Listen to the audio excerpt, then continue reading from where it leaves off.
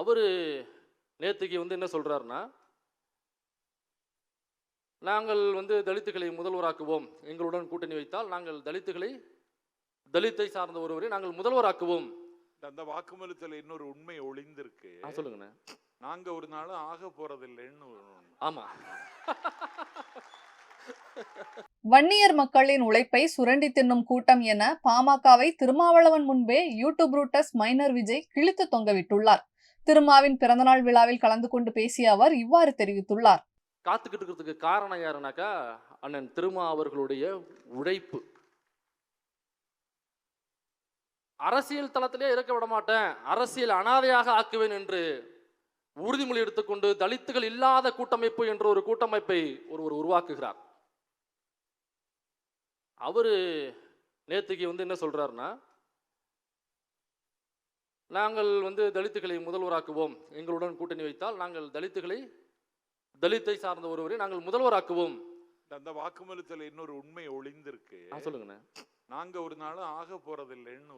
ஆமா.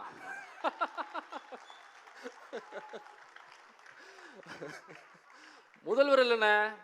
அண்ணா முதல்வர் இல்ல, முதல்வர் எம்பி ஆக்க சொல்லுங்க. சொந்த சாதி மக்களையே உடைத்து சுரண்டுகிற ஒரு தலைவனை எப்படி இந்த சாதியை சார்ந்த மக்கள் நம்புவார்கள்? வன்னியர் சமூகத்தை சார்ந்த மக்களையே அந்த தலைவரை நம்பல. ஏன்னாக்கா தன்னை உழைத்து சுரண்டி தின்னு கொழுத்து திங்கிற ஒருவர் என்று அந்த மக்கள் கண்டுக்கிட்டாங்க. உன்னாலே ஜெயிக்க முடியல, எம்பியா ஜெயிக்க முடியல, நீ தலித் சமூகத்தை சார்ந்த ஒருத்தரை தலைவராங்கனாக்கா இதை விட எப்படி ரூம் போட்டு சிரிக்கிறதுன்னு எங்களுக்கு தெரியல.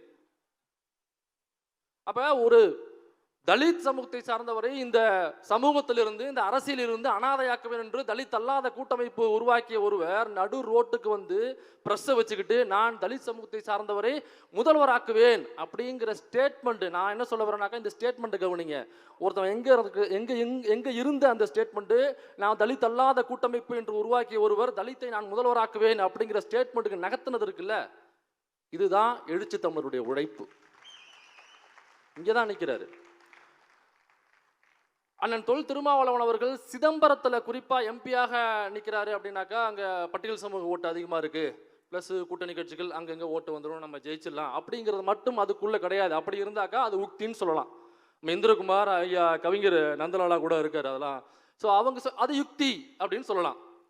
ஆனால் அதுக்கு பின்னாடி உழைப்புன்னு ஒன்று இருக்கு பாருங்க, அதை தான் கவனிக்கணும். முக்கியமான விஷயம் என்னன்னா, நந்தன் சொல்றாரு, ஐயா என்னை சிதம்பரத்துக்கு கூட்டு போங்க அப்படின்னு சொல்லும் பொழுது அந்த பார்ட்னர் சமூகத்தை சார்ந்தவர் சொல்றாரு, பட்டியல் அந்த சாதியின் பெயரை சொல்லியே சொல்றாரு, பறையர் நீ உன்னையெல்லாம் நான் இழுத்துட்டு போகணுமாடா, நீ கோயிலுக்குள்ள வரணுமாடா, சிதம்பரம் உனக்கு தேவையாடா அப்படின்னு சொல்லி நந்தன் கிட்ட அந்த அந்த பார்ட்னர் சொல்றாரு.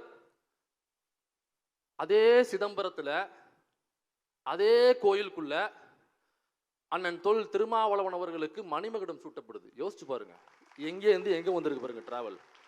இது உழைப்பு. செய்திகளை உள்ளது உள்ளபடி தெரிந்து கொள்ள ரெஃப்ளெக்ட் நியூஸை சப்ஸ்கிரைப் பண்ணுங்க.